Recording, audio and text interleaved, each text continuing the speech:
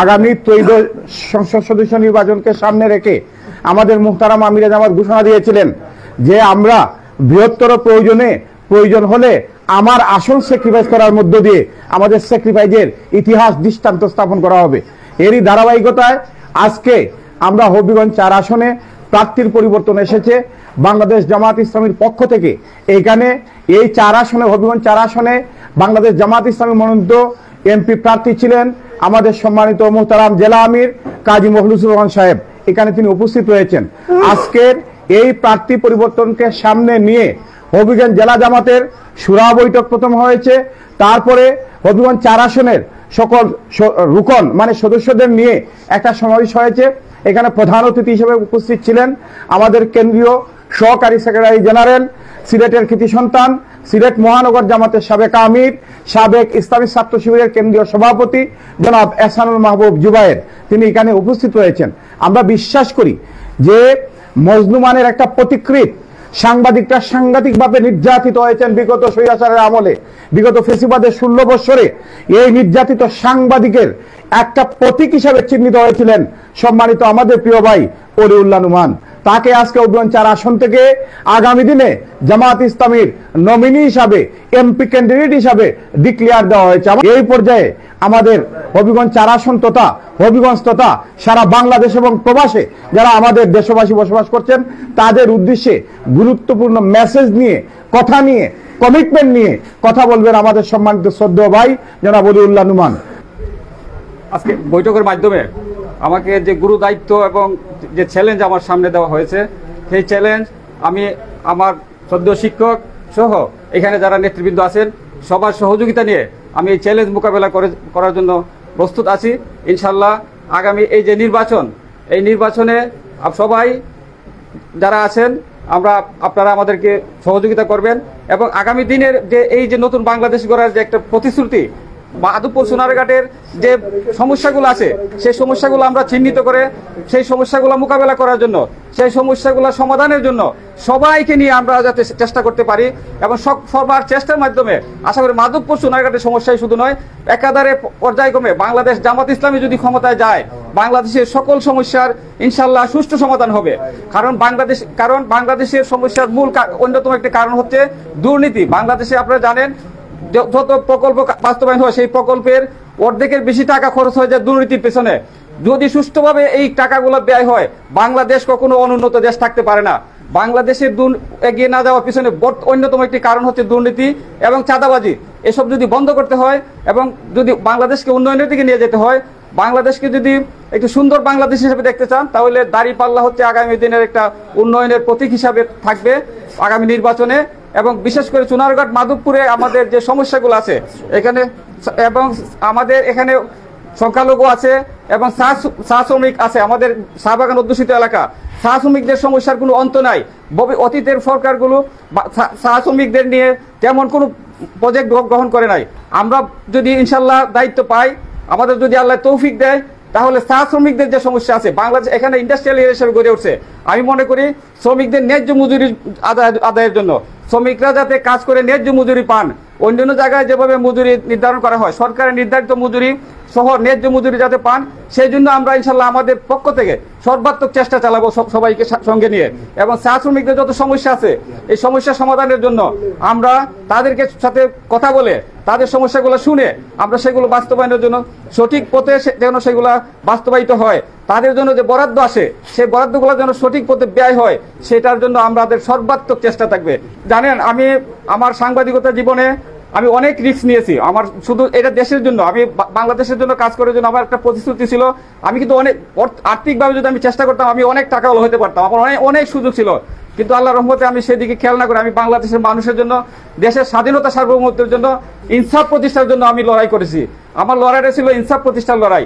আমি এখন তারপরে আমি এই দেশ থেকে থাকতে না পেরে আমি একদিনের 1 ঘন্টা নোটিস আমাকে দেশ ছাড়তে হয়েছিল। আমি বিদেশ লন্ডনে গিয়েও আমি আমার লাইফকে সেটেল করতে পারতাম, কিন্তু আমি সব ছেড়ে আমার লন্ডনে আমি এই যদি এখানে ইলেকশন করি আপনারা শুনলে অবাক হবেন, আমার সিটিজেনশিপ ত্যাগ করতে হবে। আমি লন্ডনে সিটিজেনশিপ পেয়েছি, সেটা আমাকে ত্যাগ করতে হবে, ত্যাগ করে আমাকে এখানে থাকতে হবে, নির্বাচন করতে হবে। আমি আমার স্যাক্রিফাইস দিয়ে আমি বাংলাদেশের জন্য কাজ করতে চাই, এই দেশের মানুষের জন্য কাজ করতে চাই, দেশের স্বাধীনতা সার্বভৌমত্বের জন্য কাজ করতে চাই, আমাদের এলাকার জন্য কাজ করতে চাই। সেজন্য আমি আমার সর্বোচ্চ স্যাক্রিফাইস দিয়ে আমি এখানে আসছি। প্রয়োজনে আমার জীবন দিয়ে হলো, আমার রক্ত দিয়ে হলো আমি এই দেশের মানুষের জন্য কাজ করতে চাই। বাংলাদেশের হাজার হাজার ছেলে মেয়ের রক্তের বিনিময়ে আমরা নতুন বাংলাদেশ করার সুযোগ পেয়েছি। এই সুযোগকে কাজে লাগিয়ে বাংলাদেশকে আমি সামনের দিকে এগিয়ে নিয়ে যাওয়ার, আপনাদের সাথে নিয়ে বাংলাদেশকে এগিয়ে নিয়ে যাওয়ার নেতৃত্ব দিতে চাই। এবং সোনারগাঁও মাধবপুরকে আমি এই দেশের মানে আমাদের এলাকার বৃহত্তর সিলেটের প্রবেশদ্বার, এই সিলেটের প্রবেশদ্বারের মধ্যে একদম প্রবেশ করে যেন একটি সুন্দর মাধবপুর সোনারগাঁও দেখতে পারে মানুষ, সেই চেষ্টা আমার থাকবে, সেই প্রত্যাশা থাকবে, সেই আশা ব্যক্ত করে আমি আমার প্রতিশ্রুতি ব্যক্ত করছি। আমাদের কেন্দ্রীয় সংগঠনের দৃষ্টিভঙ্গি ছিল যে জাতির বৃহত্তর স্বার্থে, আমাদের জামাত ইসলামী আন্দোলনের বৃহত্তর স্বার্থে, ইনসাফ প্রতিষ্ঠার স্বার্থে, একটা মানবিক সমাজের স্বার্থে প্রয়োজনে আমরা রদবদল করব। আলহামদুলিল্লাহ, আমি মনে করি নিজে আমি আজকে সৌভাগ্যবান যে আমার এক ছাত্রকে আজকে আমার কেন্দ্রীয় সংগঠন এখানে নির্ধারণ করেছে, তাকে দিয়েছে। আমি নিজে এটা খুব প্রাউড বা আমি খুব এটা খুশি। আলহামদুলিল্লাহ, আমাদের চুনারঘাট মাধবপুরের যে সমস্যাগুলি আছে, আমরা অনেকগুলি সমস্যা চিহ্নিত করেছি। এখানে একটা মাধবপুর থেকে সেই নবীগঞ্জ বা চুনারঘাট থেকে নবীগঞ্জ পর্যন্ত এটা একটা শিল্প অঞ্চল। এই শিল্প অঞ্চলের অনেক কিছু কাজ আমরা এখানে দেখতে পাই, অনেক কিছু সমস্যা আমরা দেখেছি। আমরা ইনশাল্লাহ আমরা কথা দিয়েছি চুনারঘাট মাধবপুরের জনগণকে যে আমরা এই বিষয়গুলো আমরা দেখব। তারপরে বিশেষ করে চা শ্রমিক প্রায় লক্ষাধিক ভোটার আছে, আর চা শ্রমিক তো অনেকই, 24টা বাগানের মতো। আমরা তাদের সাথে যোগাযোগ করেছি, কথা হয়েছে। আমরা আশাবাদী যে এবার তারা একটা পরিবর্তন চায়, তারা জামাতের চেয়ে সবচেয়ে ভালো ছিল তারা এবার দাঁড়িপাল্লাকে।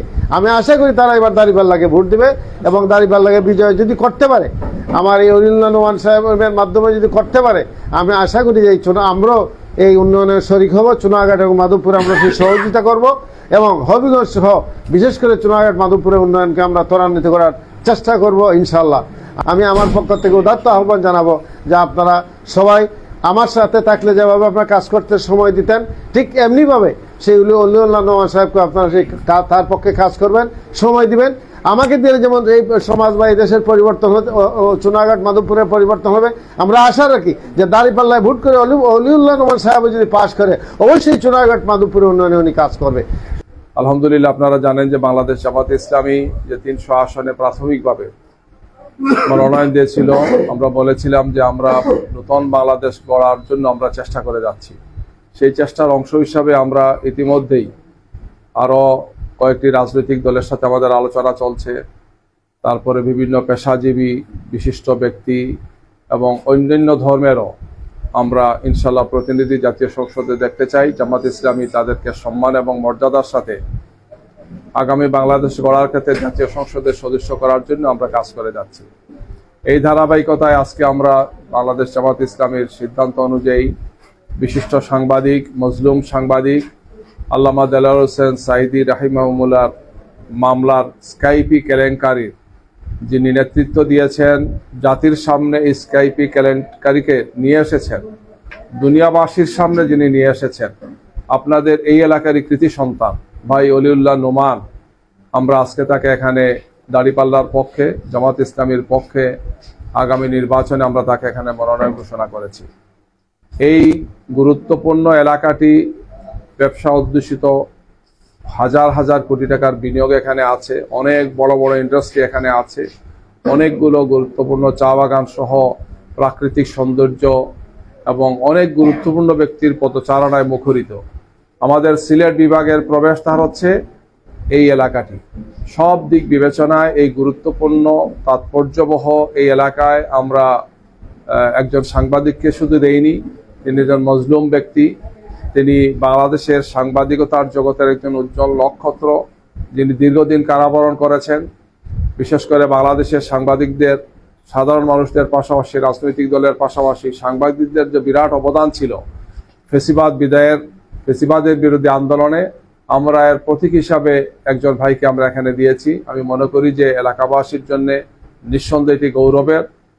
মাধবপুর এবং চুনারঘাটের ভাইরা, বোনেরা, দেশে এবং প্রবাসে যারা আছেন, তারা নিঃসন্দেহে এটাকে অত্যন্ত আনন্দের সাথে গ্রহণ করবেন। আমরা তার সুস্থতা কামনা করছি।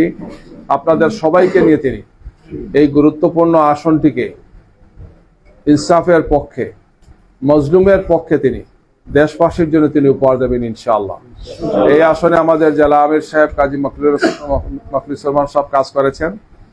আমরা তাকে আলহামদুলিল্লাহ ধন্যবাদ জানাচ্ছি। তিনি অত্যন্ত স্বতঃস্ফূর্তভাবে সিদ্ধান্তকে তিনি মেনে নিয়েছেন, গ্রহণ করেছেন এবং তার নেতৃত্বেই এই আসনে আমরা বিজয় অর্জন করবো ইনশাআল্লাহ। আমরা নতুন বাংলাদেশ বিনির্মাণে কাঁধে কাঁধ মিলিয়ে সাহসিকতার সাথে ভূমিকা রাখবো এই প্রত্যাশা ব্যক্ত করে সবাইকে মোবারকবাদ জানিয়ে আমার কথা এখানে শেষ করছি। সবাইকে ধন্যবাদ। আসসালামু আলাইকুম ওয়া রাহমাতুল্লাহি ওয়া বারাকাতুহু।